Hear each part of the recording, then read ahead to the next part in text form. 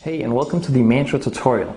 I came up with Mantra by playing around with the idea of using a single card in a one-handed cut and then mixing, packets and a single card and sort of getting those two concepts to work together because I hadn't really seen that around anywhere. I have a lot of variations on this cut and you'll be learning a lot of those, all the good ones, of course. And it's a pretty knacky move. It has a very cool display. And once you get it down, it's actually pretty easy. I find it very easy now, and the people who have learned it and who've sort of gotten over the knacky part feel the same way. So yeah, let's get into the explanation of Mantra.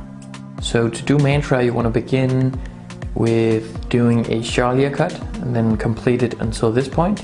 Make sure that this packet is a bit bigger than this one, actually a lot bigger. And then you want to open up with your thumb, just open up like so, making another packet right here, and this packet is now resting. It's going to sort of fall down on your index finger right here, and then your index finger is going to move out one card, and this packet is then extended out into this sort of a scissor cut position. The card gets angled like so a little bit. I try to keep it as square as possible, but it does get a little bit of an angle so that you can turn this card around and over this packet. And the way that you're going to do that is by moving your thumb as far away as you can, and then make sure that this packet sort of falls down into your hand so it's not in any grip, it just rests in your hand. You're going to curl your index finger over, and you can see that this packet sort of gets pushed in a little bit because it's not really being held by anything, so it's your index finger that sort of controls this move. You're going to move your index finger over and curl it over like so, and the card is going to follow, and now it's face up. And then you're going to extend your index finger out, but you're going to apply pressure as you move your thumb back, and then make sure that this card clears your thumb.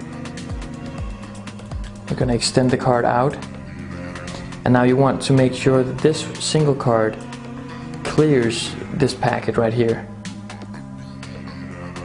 And then these two packets square up.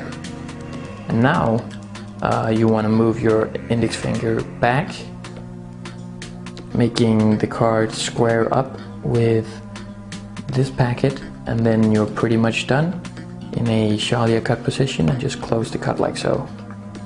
Alright, so some pointers on this cut. You want to make sure that this packet sort of hits your index finger, and then once you extend the single card out, you want to extend your thumb out so it kind of gets into this sort of a display. It's going to look like this. And then the knacky part about this cut is getting this card to clear this packet, because a lot of people just sort of get stuck here. But you really want to make sure that this packet isn't being held in any sort of weird grip. You want to make sure that it is being manipulated by your index finger more than anything, so that it's your index finger that controls the single card, and this packet just sort of follows everything. What I try to do is I try to keep it very square, this card, so it doesn't extend out as much. You can do that for the display. It looks kind of cool if you sort of extend out like this, but the closing part I like to try and keep it as squared up like so it kind of very smoothly closes together. And those are some tips on Mantra. So you can actually continue doing Mantra. You can extend it out and then slide the card over, and then from this position you can do the exact same move, and it's actually a bit easier here because you have your thumb to push down on this packet, and then just do the exact same thing. Your thumb comes up here and sort of helps this packet move, and then you clip the card between your thumb and your index finger, and then just close it on top, and it has a really smooth ending to it. It goes like that, and that's sort of a way to extend the cut and keep on doing the same movement. An alternative way of doing Mantra looks like this, and it's a very knacky move, and here's how you do it. Instead of trying to get the card to come out straight, like I said before, you actually want a big angle on this one, and the card actually surpasses this packet, and then by sort of with gravity as well, and also doing it fast helps, because this is a very knacky move, because it's sort of, you have to get a feel for it, and it's very difficult to do slow. But you want to end up in this position by letting gravity and also this card move this packet into this position. And from here you can move your index finger in, and they can square up perfectly.